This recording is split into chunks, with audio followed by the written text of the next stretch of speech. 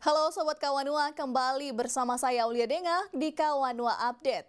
Memasuki puncak musim hujan, BMKG Stasiun Meteorologi Samratulangi Manado menghimbau warga Sulawesi Utara untuk waspada terhadap bencana hidrometeorologi.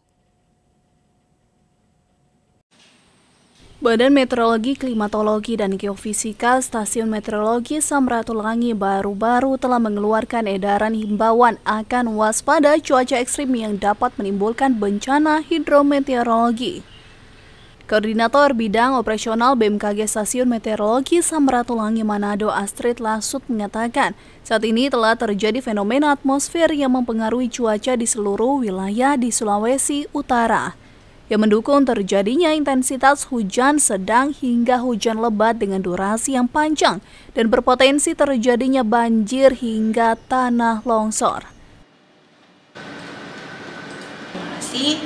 Jadi untuk perakiraan cuaca untuk awal tahun 2025 memang seperti yang kita ketahui untuk wilayah Sulawesi Utara terlebih khusus memasuki wilayah musim hujan. Apalagi untuk beberapa wilayah di Sulawesi Utara ada yang bahkan sudah memasuki puncak musim hujan. Ya, jadi memang untuk wilayah-wilayah yang perlu diwaspadai kurang lebih dalam 1 minggu ini hampir di sebagian besar Sulawesi Utara, seperti ada di Manado, ada di Bitung, kemudian Tomohon, Minahasa Selatan, Minahasa Tenggara, kemudian ada juga di Kepulauan, itu Sitaro, Sangihe, dan bahkan Talaut.